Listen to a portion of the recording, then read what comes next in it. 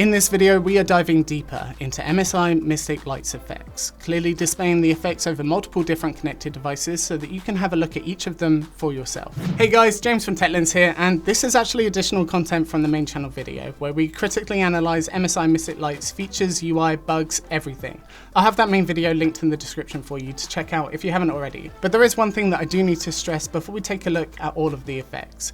There is going to be a lot of flashing lights in this video. If you were adversely affected in any way, please consider not watching this. The last thing that I want is for you to be harmed by a YouTube video if you're photosensitive or if you have seizures. So stay safe and let's take a deeper look at MSI Mystic Light's effects. Okay, so here we have the main screen of MSI Mystic Light. The version number is 3.0.0.09. What I'm going to do now is recap the lighting setup so that you guys better understand how the software is going to be controlling the PC in front of us. And probably the best way to demonstrate that is if we go onto here and we select JRainbow 1 and then we turn that off. And what you'll see here is that the daisy chain fans starting at the rear exhaust going all the way down to the front, they were then turned off by turning off that RGB header as well as this ARGB strip here. And the reason for that is because both of them are put onto a splitter. The reason being is so that you can see how the effect will be displayed in both daisy chain fans as well as an RGB strip. So if we turn that back on and then turn off JRainbow 2 so that you can see what that controls. So what you'll see is that the G.Skill RGB pump block turned off, as well as this accent lighting that spans the top and rear side of the case. They are also put onto a splitter. So again, you can see how the effect will display on the RGB pump block, as well as accent lighting on the case. So then if we turn this back onto Rainbow, and then select RGB 1, and we will turn this off too. So again, we have another splitter which goes to this RGB strip down at the bottom so that you can see how the effect will be displayed, as well as on the side of the radiator at the back there, which is pretty much where I would put it in a typical build. And then of course we have the MSI graphics card as well as a G.Skill Trident Z RGB memory, which are both compatible with MSI Mystic Light. So what we're going to do is run through all of the effects in detail in every single category so that you can see how the effects are going to be displayed before ever investing into this ecosystem. If you did want a full rundown of features and functionality and how it all connects within MSI Mystic Light, check out the main video that I will have linked in the video description.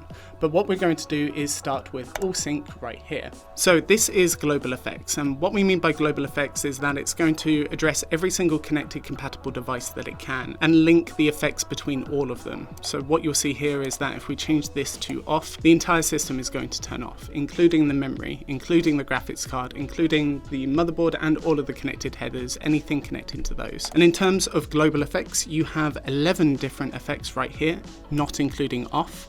So if we start from top to bottom, we have rainbow right here.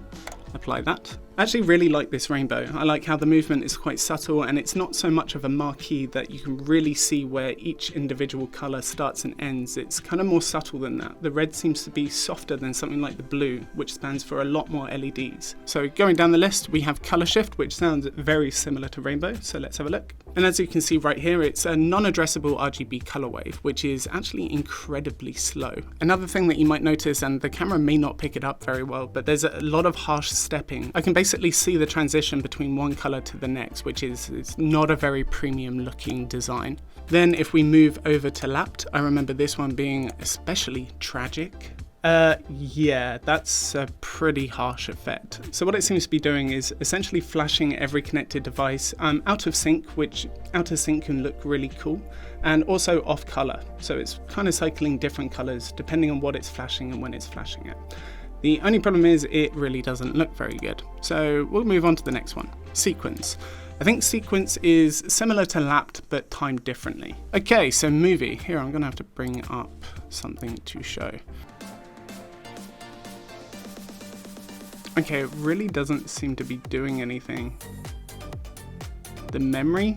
Okay, so I'm not even sure what movie's trying to do. It looks like everything other than the memory is kind of a static color, and the memory is just kind of doing what it wants when it wants. So let's call that a nope. Now with music, we actually get color control. I think this is the first effect in that list that you get color control.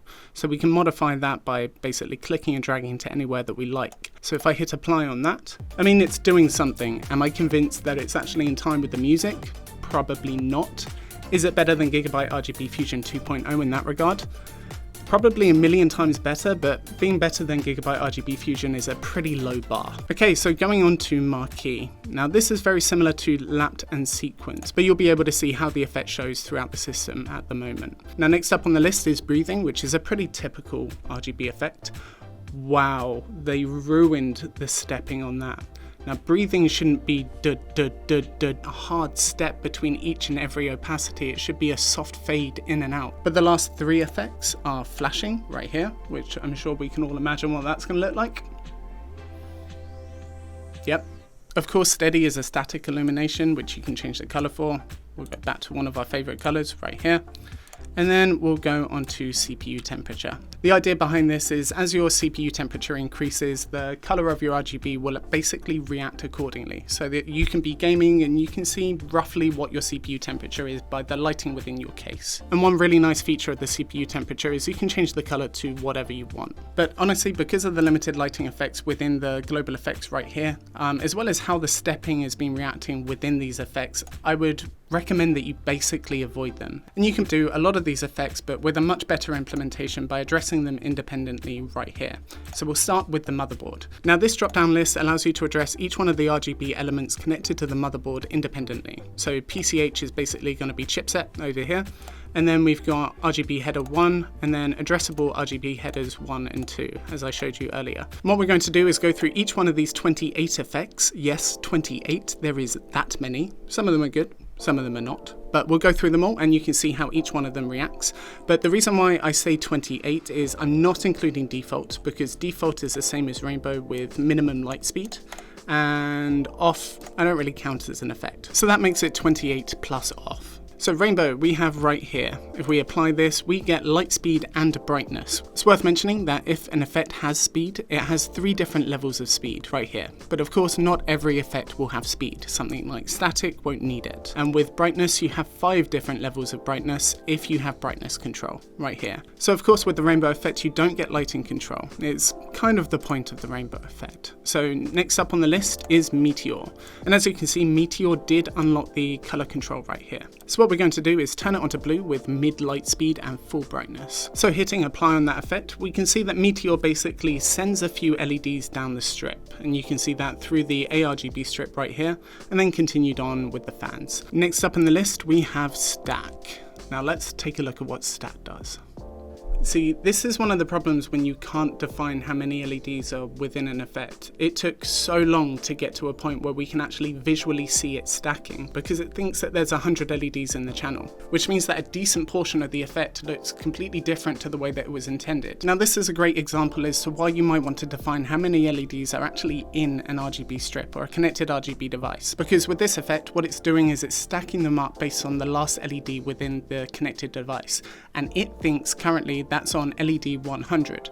So it's not visually stacking them on the computer that you're seeing here, because it's not resting at the last LED on the fans. And you can see that when it finally gets to that point right here, you can see that the stack effect is now visually working properly. But this is actually something that you can do in MSI Mystic Light, and it's a really good feature. The only problem is you can't be on select all when you want to assign how many LEDs are in an RGB strip or connected device. But once you change it to JRainbow 1 or JRainbow 2, you can see right here we've got cycle. Now cycle is kind of like defining how many LEDs are actually in a connected device, but it's a little bit different in the way that it repeats based on what you define here. I'll show you now. So basically every 20 LEDs within the connected device, it will repeat the stack effect. So I think in the RGB fans there's something like 72. This is how the effect is meant to look. Last LED. Second to last LED. That's why it's important to be able to define how many LEDs are in a connected device. So we're going to leave that as it is now, connected to JRainbow 1, and what we'll do is JRGB. So we'll set everything else to steady white, low brightness. So now I can show you how this cycle functionality works based on all of these different effects and how it will look when properly configured for your setup. So if we go down the list to breathing, where we have color control, speed control, and brightness control, we'll set that there. And here you can see, as I mentioned in the global lighting effects, the breathing stepping, as long as you address them independently and not in the global effects, is really nice and smooth. I have no idea how they broke that so much. And then we have flashing, which I'm sure you guys are going to know what that looks like. That's a really sharp flash actually. Double flashing, if you want more flashing. Flash, flash. Steady, where we lose speed control because you don't need speed on steady. Let's change that to green, why not? Mix it up a little bit. And then go on to lightning right here. Now lightning, you don't seem to be able to change the color, but you can change speed and you can change brightness. And what that looks like to me is a steady red with the software basically choosing which random LED in the connected devices to flash a white. Then we have CPU temperature as before, so we can change the colors, say like this, that. Actually, I want that to go to green to then white, and then apply that, which will probably be pink because we're not really doing much on this system right now. So then when we go to random, we have speed and brightness control as well as color, and it just seems to do a few different cycles of one effect and then changes the effect. So at the moment we seem to be flashing, then double flashing, and it will just change the effect randomly, it looks like. And pop, I think, is a music-based effect. There we go. Oh, that's kind of like an equalizer. That's pretty cool. Why can't I change how many LEDs are connected? That seems to be like a really important feature of that. Let's see if it changes when we get to a more upbeat part of the video. No, it just doesn't span that far. So that's a pretty non-ideal implementation for it. So we have other different music-based effects, with this one being rap. So rap seems to be kind of similar to a music-based lightning. And then going on from rap, we have jazz, where we have brightness control as well as RGB color control. Now, the nice thing about this is that you also have unlocked this, and I think it's the first effect that we've seen so far, where you have essentially a rainbow mode. And we'll select that right now. See that color control is now grayed out. But what it will do is change colors whilst performing the effect. Okay, so it looks like it's changing colors whilst pulsing based on the music. Again, it's quite subtle, and I wouldn't be able to tell you that that is truly based on the music, but I'll let you guys make up your own mind on that. Okay, so next up we have play. So let's apply that. We get no color control, but we do get brightness control. So that seems to be very similar to what jazz was, just you don't get color control for some reason. And then if we go into movie, let's go multicolored, rainbow wave. Oh, that was a delay. That looks identical. Okay, so I think that's it for the music reactive effects. Next up, we have coloring. Oh, and we get cycle back. Cool.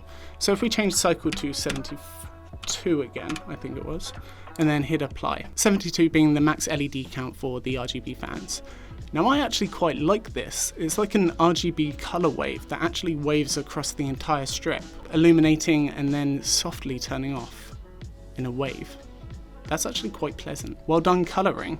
Okay, so moving on to planetary. Again, we get cycle, we don't get color control, but we do get light speed and we do get brightness. Now this seems to be sort of red, green and blue chasing each other and crossing paths and sort of intertwining. I guess that's why they called it planetary, but it would have been really nice to be able to define the colors. In fact, a good example of that would have been CPU temperature, where you can define 3 independent colors. It'd be really nice to be able to do that with this effect where there are 3 unique colors. Okay, so double meteor seems to send 2 of a specific color down the strip or connected device, and then follow that up with 2 of another color and continue the cycle. Next up we have energy. We have color control back. Let's change that onto, say, a pink this time. Mix it up a little bit. So it looks like what we have is the defined color that you choose is essentially breathing in and out. And then what it's doing is sending a specific color down the connected device at the same time, with that color changing on each cycle.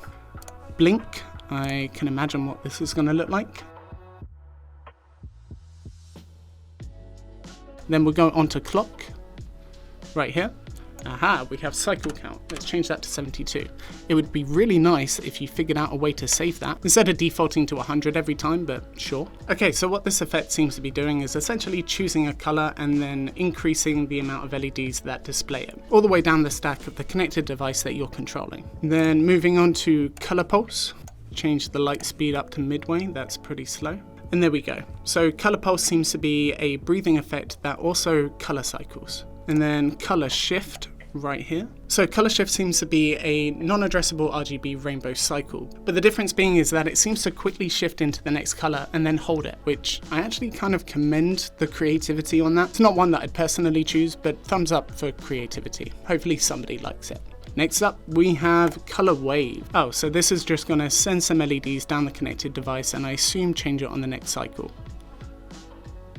Isn't that very similar to something else that we've already seen? Anyway, let's go on to marquee. Now, this version of marquee, at least compared to the global lighting effects, is kind of more traditional to what you would think it is.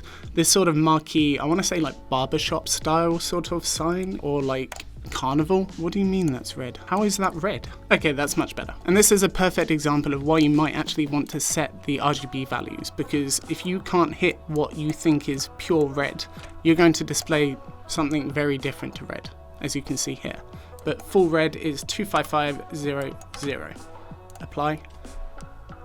That's a lot better. So moving on from marquee, we have visor. So it's sending some LEDs up and down the connected device to then change color on the next cycle and keep repeating.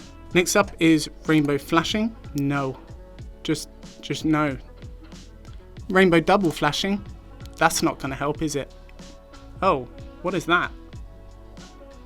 Interesting. So it's like a rainbow wave, but it's flashing whilst waving. I mean, 3 points for creativity, and it was a lot better than the single flash, so well done. And then default, as I mentioned before, is a lowest speed rainbow. And here I could show you exactly what I mean by that. Okay, maybe I lied. Is it mid speed or a high speed?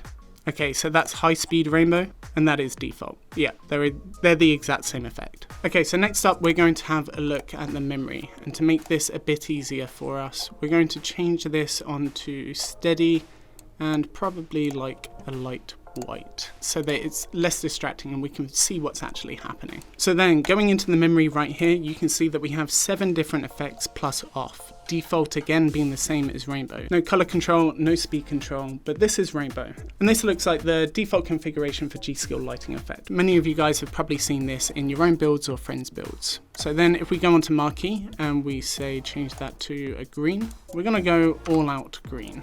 Right here, apply that. Okay, so the marquee here kind of works more like a visor, going up and down the lighting of the memory. Okay, so Meteor is top to bottom RGB illumination, which is pretty cool. I'm sure a few people will like it. And then changing that onto breathing. And here we can see that it just breathes in and out of the memory. And it would work really well with another independent breathing effect for the rest of the configuration. And moving on to flashing. Okay, so flashing seems to be a somewhat sequential effect. It looks like their timing is slightly off. So the flashing effect here seems to want to be a sequential flashing, but doesn't always hit the mark every single time. It's not so out of sync that it's an asynchronous effect. It just looks like it's bugging out on occasion. So let's move on. Going over to steady. Now, I'm sure you guys all know what steady is, but that's what it looks like. Then going on to color cycle. And here we have essentially a non-addressable RGB color wave. And it's just updating the colors to all of the LEDs as the effect continues. So one thing that I wanted to show you here before we move on to the graphics card is the fact that you can apparently control nanoleaf and hue devices through Mystic Light. And the reason why I say apparently is because I couldn't get this to work. During my setup and everything, it just would not find my hub, no matter what I tried. And on top of that, I have about 50 hue devices in this house. So it sounds to me that you might need a second bridge if you want to control specific lights within your house. Now, from what I've read on the MSI website, there's 2 different ways that you can control hue and nanoleaf devices. One of them being a game-based mode where it will react based on gameplay, but also this section where you have 9 predefined effects where you can't really control brightness or speed. Apparently you can turn the LED on and off. They'll also produce a sound, which is kind of annoying, and I didn't realize where that was coming from when I first had this on and accidentally left it that way. So you can turn that off. But you've got forest, which seems to be going greens, meteor shower, which is like orange, campfire, orange red, club. That's what we look for when we go clubbing. Audio, movie, sea, and rainbow. But again, I can't really speak to this too much because I wasn't able to set up the MSI Mystic lighting to connect with hue. So moving on to the graphics card, we have our RTX 3060 Ti with 12 different lighting effects, not including off. Again, default is the same as rainbow. So let's start with rainbow and hit apply. We'll change the light speed on that. And as you can see by rainbow, it's essentially rolling over the LEDs that are inside the graphics card, changing them as it goes through the path of LEDs. And the interesting thing about the graphics card is that there's a lot of different lighting effects in here that aren't inside any of even the connected motherboard devices. We go into JRainbow, we don't have magic or anything like that. in here, the second option is actually magic. So let's see what that will do. So magic is more like a non-addressable RGB color wave. Next up, patrolling. Okay, so patrolling seems to be more like a lightning effect where there's no background illumination, but it's flashing any one of the LEDs inside the graphics card whenever it likes, kind of randomly. Next in the list, we have streaming. Now, streaming looks incredibly similar to rainbow. So how that might actually work in your system and choosing between the two is going to be entirely based on you. But to me, that seems to be an incredibly similar effect. And then moving on to lightning. Okay, so lightning on the graphics card seems to be less similar to lightning on the motherboard than compared to patrolling on the graphics card. That was a weird sentence to say, but it makes sense in my head. Because what this seems to be doing is kind of a rainbow color cycle breathing with a white flash of a particular LED. And then moving on to flowing. So flowing is kind of more of a soft flash flowing across the device. And I assume if we change it onto rainbow cycle right here, it'll also cycle colors whilst doing it, which it does seem to be. So moving on to whirling, and let's change that again onto multicolored. So whirling seems to be a longer version of flowing, which is quite interesting, but that's quite nice actually. And then we have fade in right here, where we can change two different colors independently. So if we select color 1 and choose that blue, color 2, let's say choose 100% green. So here it seems to be softly fading between those colors on the color wheel, which is a really nice implementation. I like the multicolored effects where you can really get fine and granular into the control of them. Next up we have steady, which will look like that, as you would imagine. Moving on to breathing, and the nice thing is that the stepping on this isn't harsh, which is great. In fact, if we even turn this right down, see that it's a nice soft breathing effect. So then if we go to the next effect on the list, actually the last effect on the list, double flashing, which is exactly what you think it is. And then we have default at the bottom, which, as I said before, is exactly the same as rainbow. Thank you very much for watching. I hope you found this video interesting or informative. If you haven't checked out the main TechLens channel or the full MSI Mystic Light analysis, make sure that you head down to the video description below. Otherwise, like, subscribe, all that good stuff, and I will see you in the next one.